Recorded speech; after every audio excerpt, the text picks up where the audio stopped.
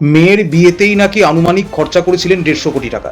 এ কোনো বলিউডের film star বা আদানি আম্বানির ঘরের গল্প নয়।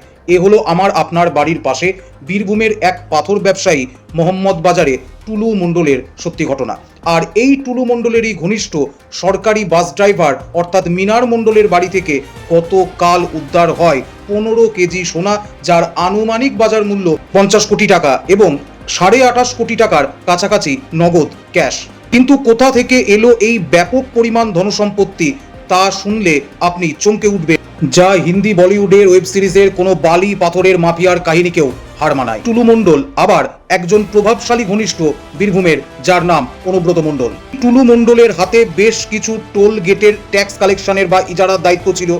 এই টুলুর অত্যন্ত ঘনিষ্ঠ মিনার মণ্ডল ডুপ্লিকেট ডিসিআর বা ডুপ্লিকেট ট্যাক্স চালান কেটে কোটি কোটি টাকার সম্পত্তি নিজের ঘরে জমা করেছিলেন। এছাড়াও এর সঙ্গে রয়েছে অবৈধভাবে বালি মজুদ রাখার মতো ব্যবসা। এই মিনার মণ্ডলকে গ্রেপ্তার করা হয়েছে, কিন্তু প্রশ্ন হচ্ছে শুধু এই যে টাকার পাহাড় তা কি শুধু একা মিনারের দ্বারাই তৈরি হয়েছে, না এর পেছনে রয়েছে কোনো বড় রাজনৈতিক নেতৃত্বের হাত?